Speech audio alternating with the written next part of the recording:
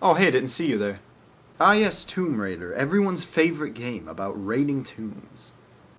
Released in 1996 for the insert platform here, I came across this game accidentally. I was at a flea market and the price was good, looking to start a PS1 collection. And that's cool because you put the game in, you press start, and it starts! No tutorial! Or so I thought. Turns out there is, so if you play the game, please don't do what I did. Just make sure to do the tutorial first, but that's alright because for now the first level's kind of a tutorial of its own. It teaches you all the basic things like jumping and drawing your gun and such, and it's really all good until you get to a point where you go, what the hell am I supposed to do? And then you go, oh, Mr. Manual, where are you? I need your help, come over here. How do you move blocks? I need to shimmy across walls. Please give me all the answers I need. If Laura finds a pool of water, she can jump in and have a jolly good swim. Now I'd better take off these wet clothes. Wait. And can I take a second to say how much I love these things? Name, Logan68K. Address, Logan68K Drive, Ballerville, Illinois. Nintendo 64, Sega Saturn, Macintosh PC. Which of these do I own or plan on buying? Well, I'll have you know. Hi, yes, I'd like to purchase a Soldier game. Oh, I'm sure that joke won't get old at all. Okay, let's... This is gonna be so awful. That's gonna get so old. Yeah, it is. The joke. Yeah. Okay. Which of the following services do you use? The World Wide Web? No, thank you. America Online? More like America, no I don't. Prodigy? Prodigibly not. How would you rate this game? A, B, C, or D? Fuck. All of the above! Okay, I'm sorry. I'll stop. And speaking of controls, this is when you'll realize something. You'll take a look down and go, wait a second, this isn't a controller, this is a banana! That's bananas!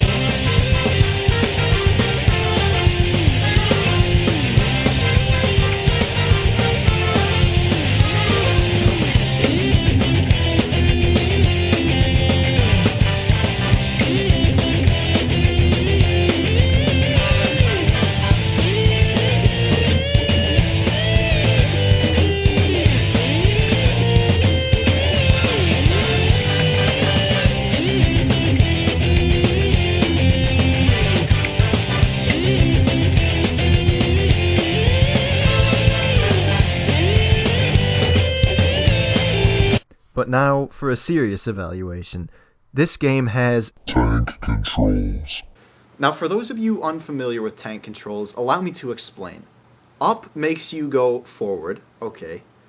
Down makes you go backwards, okay. But left and right make you turn left and right, like a tank. And it's bad, because I don't know, it's just bad. It's not the worst they could do, but it takes some getting used to. At least you're not stuck with a flight stick or something, and you obviously this was before the DualShock, so you are kind of stuck with the D-pad. It's not necessarily a bad control scheme, though. The camera's almost never a problem because of it, which is something that plagues a lot of early 3D games. And though the controls may be clunky, the game was designed with a perfect understanding of their limitations, and because of this, I don't really feel the experience suffers that much. And again, don't get me wrong, the experience of playing the game is extremely engrossing, and the controls, clunky as they may be, do a great job at allowing you to enjoy the experience and, well, control the game. And if you're saying, hey Logan, this sure looks an awful lot like Minecraft, well, that's because it is. But if we return to Tomb Raider, you may notice some similarities, you know, with everything being blocky and all, and that's actually great. Allow me to explain. You see, since things are laid out in a pattern of blocks, you almost always have a definitive idea of how far away everything is, and because your jumps are so predictable, you quickly develop a rhythm and sense of understanding of how to traverse the levels. It's really something. There's this tiny bit of lag before you jump, which would seem like a bad thing, but it's not, because it's intentional. If you run before you jump, the space before you jump will always be one block, and that jump will always let you cross 3 blocks, and if you press back on the D-pad, you will jump back exactly 1 block. See how this comes together? It's so good. So good. And that's not even the only jump you can do. Jump without running and you don't get to go as far. But You get to go higher. It's up to you to decide what works best. I know this might sound a bit complicated, but like I said, it's not. you also have left jump, and right jump, and back jump. But those are mostly good for combat. Hey Logan, how's the lighting in this game? Oh my god! Shut the fuck up! Thank you, that works. But first the levels, all 15 of them, which is actually a lot. And knowing that the game has a definitive ending, you could easily say that it's a linear game. And it is, in the sense that all players must accomplish the same set of tasks to allow them to advance, since ultimately progression in any adventure game is often just the classic lock and key formula with a different facade. Some people say it gets old, but it didn't bother me too much, so I wouldn't necessarily count it as a con.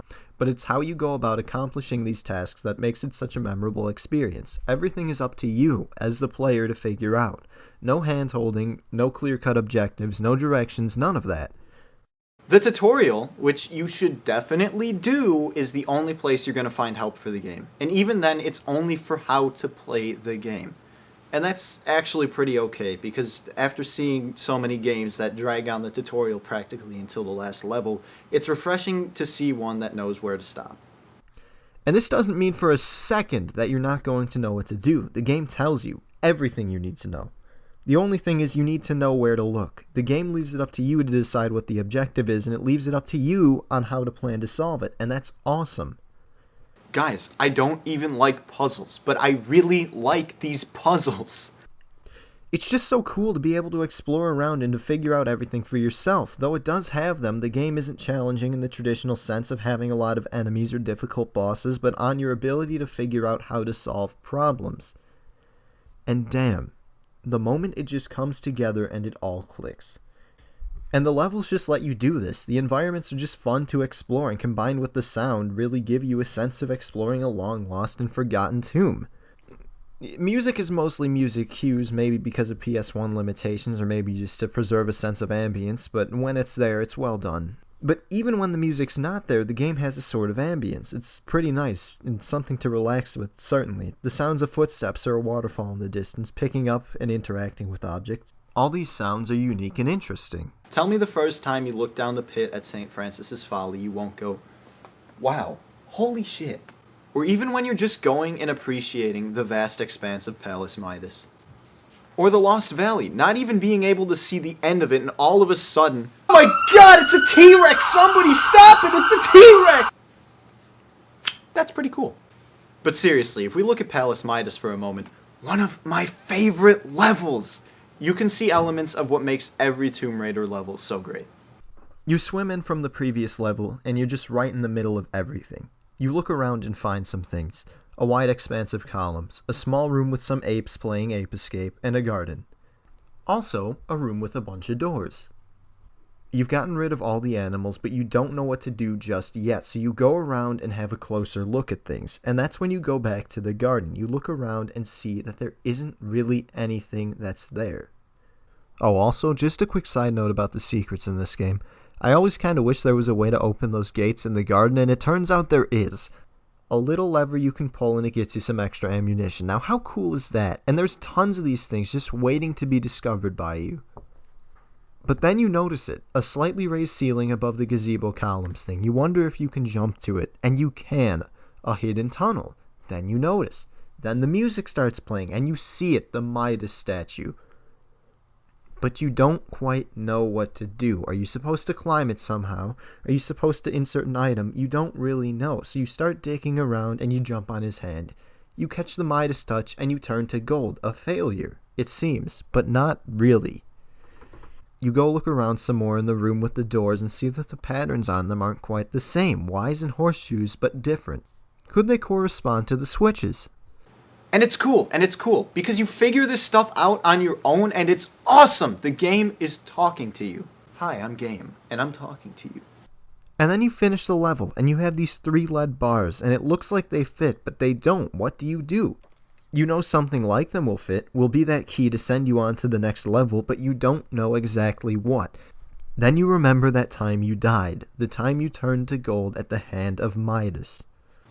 Oh, here you go, Mr. Midas. Here, have another one. Take all of my delicious metal and turn it into gold. And hey, what would you know, it works, and it's awesome. Everything clicks. The level tells you what to do without even saying a word, and it's great. It's as smooth as a segue. And that is a damn nice segue. Yes, that's a nice segue. And speaking of segues, we're going to talk about the cons. Starting with the controls. I know I said they weren't bad, but they can be a con. Allow me to explain. They're alright for open spaces, and the game allows you to be pretty precise, but not really. Once you get into tight hallways and corridors, you get a lot of this.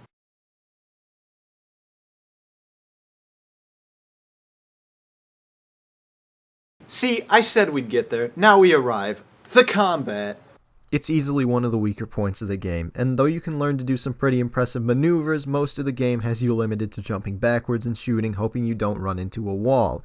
Even after learning how to utilize the side jumps, they can still be pretty hit or miss, and they feel like they're pretty situational. And though you normally only have to deal with 1 or 2 enemies at a time, some of these guys can be total bullet sponges, and when they get you in a tight space, it can lead to some real bullshit moments. That's bullshit! That's bullshit! Oh yeah, I forgot to touch on the story for this game. It's not much, and honestly it's just there to explain why you do what you do. Cutscenes are there when you move to a new location, but honestly not really present for much else. It also gives you a reason to deal with this guy. I don't know where his little jackrabbit frog legs are running him to. You'll have to ask Miss Natalie. Laura, you got to get me that ski on! Get a load of this guy. Yeah, alright, sometimes they can be pretty bad, and the CG looks pretty awful compared to what we can do today. I used to not like it, but the more games I see with this kind of CG, the more it starts to grow on me. It's the same quality you get from a straight-to-video movie. They couldn't check all the boxes, but they worked with what they had, and though it looks pretty rough, there's still some entertainment to be had. So, yeah, that's basically all I have to say about the story. And that's all I have to say about this game. And yeah, you should totally play it. It's pretty much on everything, and the price is right too. There's a pretty competent version on Steam, but it's missing the music. There's a mod to put it back in, but that's not really within my means to explain since I don't have the PC version.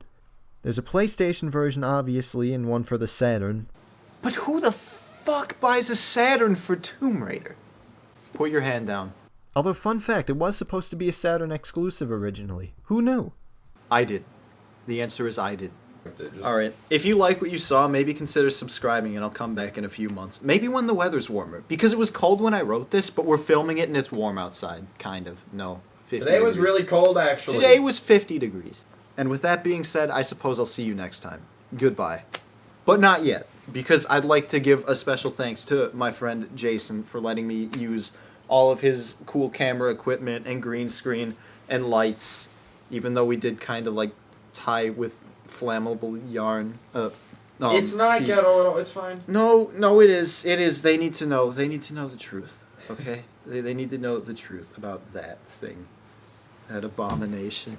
No, don't wait. I'm not done. That thing? That's yeah. Okay. I bit off way more than I could chew with this video, and the only reason I was able to do it was because he had a green screen and a nice microphone and stuff. I was gonna use my headphones paperclip. He's flossing right now. No, I'm not. He was. They will know. They know. Oh wait. Yeah. Okay. So that, and then special thanks to this banana. It was patient with me. Special thanks to these sunglasses. It was also patient with me. Special thanks to my mom for not yelling at me for swearing so many times. Special thanks to these pieces of paper for being... Okay, I'm running out of things to... I'm gonna end the... Sir, I don't think you want to know the places this banana's about to go if you don't pay up really fast. It's not good places. That's where it's gonna go. I don't know. Okay, it's